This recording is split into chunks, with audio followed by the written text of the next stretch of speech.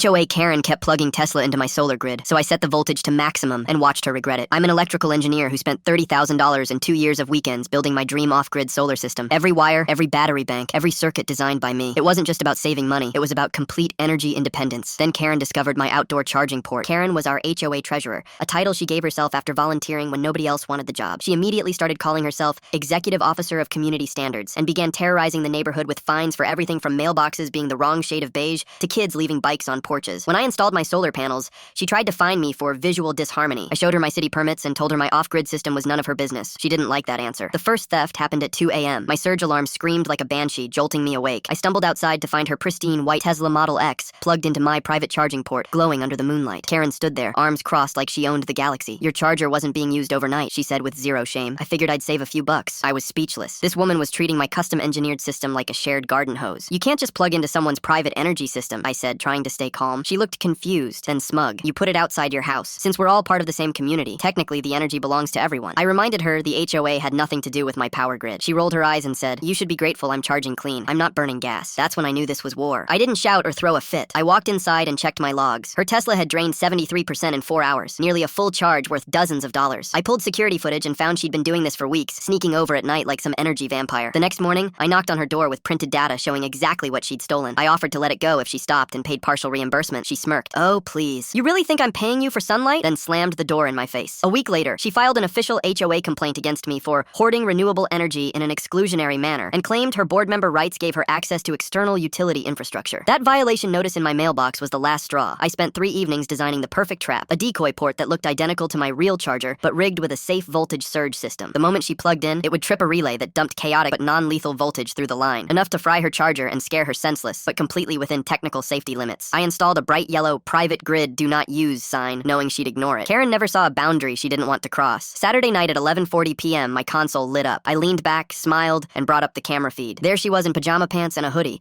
humming while plugging into my decoy port like she was watering her garden. 10 seconds later, crack! The Tesla jolted and shot a blinding arc of sparks from the charger socket. Karen screamed and stumbled backward, falling onto her lawn like a cartoon villain. The car went completely dark. My cameras captured every glorious second. The next morning brought retaliation. Angry pounding on my door revealed Karen flanked by 2 confused HOA board members. Her Tesla sat in the driveway behind her like a wounded animal, the blackened charger dangling limply. "You tampered with my car!" she snapped. Leonard, the guy who always wore sandals with socks, stepped forward nervously. "We just want to talk about what happened." I disappeared inside and returned with a thick folder containing weeks of security footage, power theft documentation, and electrical logs showing exactly how much she'd stolen. "Turns out theft is theft," I said, "even if you're the HOA queen." The look on her face when she realized I had evidence of everything was absolutely priceless. Karen's mouth opened and closed like a fish gasping for air, while Leonard awkwardly shuffled his feet.